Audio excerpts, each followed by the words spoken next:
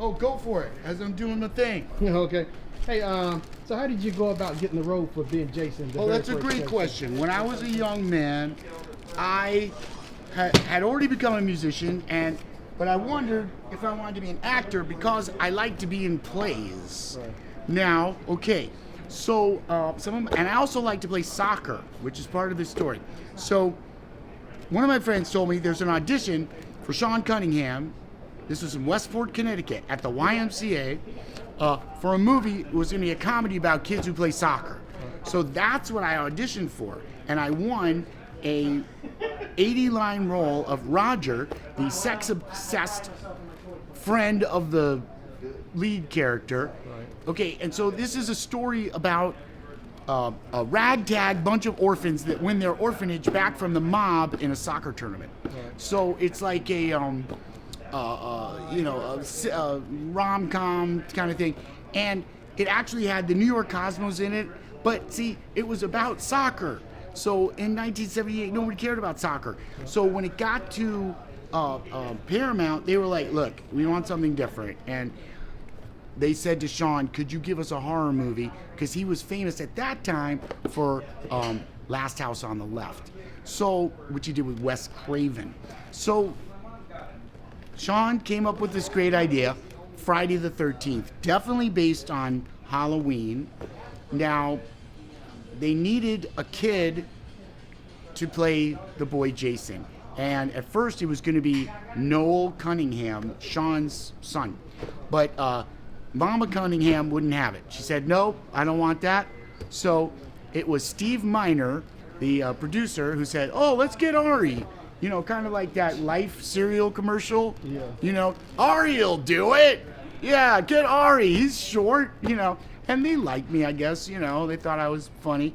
And so I'm just sitting at home one day. It's the next summer. The phone rings, and it's Sean Cunningham. "Ari, we got a new movie. We need you to come down to the studio." I go, "Okay, sure, Sean. Sure, great. I'm not doing anything, you know." And he goes, "Can you swim?" I said, "Yeah, I can swim." He goes, "You got the part." All right. So, that's cool, man. There's the story. Yeah. That's how it really happened. I got one more question, but Sure. So what you think about the other Jasons from the other Friday 13th movies? Oh, I think they're all absolutely wonderful. Every last one of them. I love them all. I guess, you know, I mean, I had the privilege to know Richard Brooker, who was the first Jason to wear the hockey mask. And he was an amazing person. And, you know, I'd like to talk about him because I guess he doesn't get enough talk about because sadly he passed away. And what an amazing person.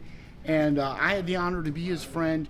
And he was like the kind of person that would, you know, he'd take me aside and be like, you know, if I needed a little advice because I was kind of young and hot-headed and I tended to drink too much. And so Richard would always give me great advice. He always had his camel skin leather jacket, and, you know, he would smoke cigarettes and drink Johnny Walker Red. And he was an amazing person. But what people don't know about him, other than being, in one of my opinion, you know, his whole body language started Jason. He was an acrobat. He was a tightrope walker. He was a circus performer who did the motorcycle cage sphere thing, okay? He developed the sizzle cam for Gordon Ramsay, okay? This was Sir Richard Brooker, as I would call him affectionately, but he would always say, "No, Ari, I'm not a lord. You may not call me sir." And he would also tease me endlessly. He would say to me, he would find me signing a hockey mask. He was like, "But Ari, you never wore the hockey mask. Why are you signing the mask?" And he would say, you never used a machete. Of course, he was teasing me because, you know, even though it's absolutely true, but, and for the record, I only sign them because people ask me to and they like it. But, you know, Richard was right, and I love him forever. Right on. Appreciate it, man. Yes. Great Richard Brooker. How long did it take to put all the makeup on? 4.5 hours. Wow. Yep.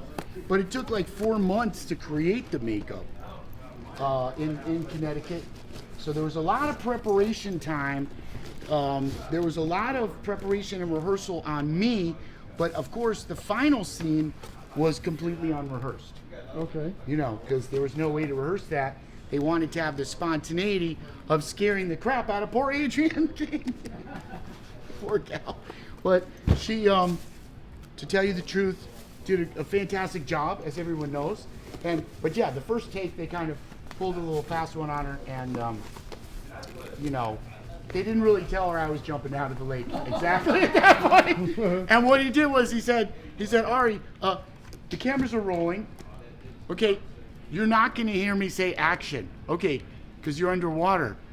Well, he didn't want to say action because if he knew if he said action, then she would know.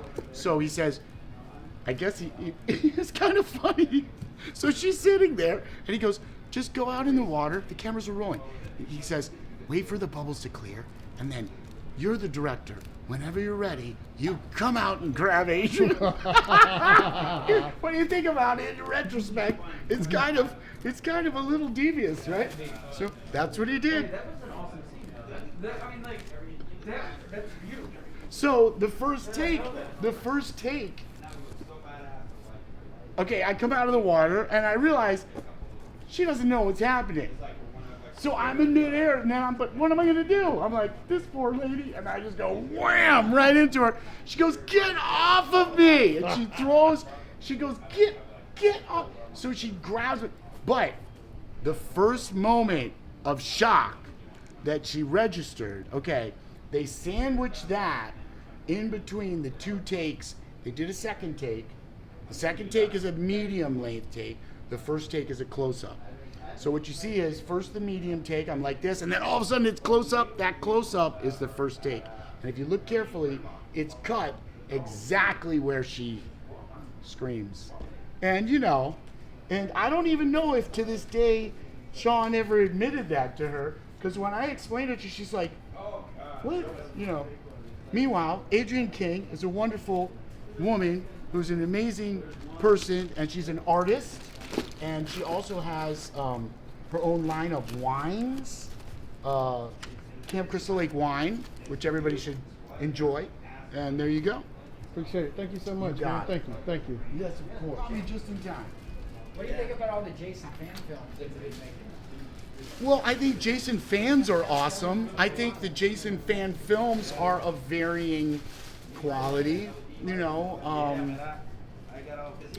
it's hard to say where everything. Coming out, like, some of them are really, really good. Yeah, well, there you go. I did like the one called Never Hike Alone. Yes. I like that one. And it seems like after that there was a floodgate of, you know, of all of them. But not Even to, some of the former Jason Rising has got some former cast.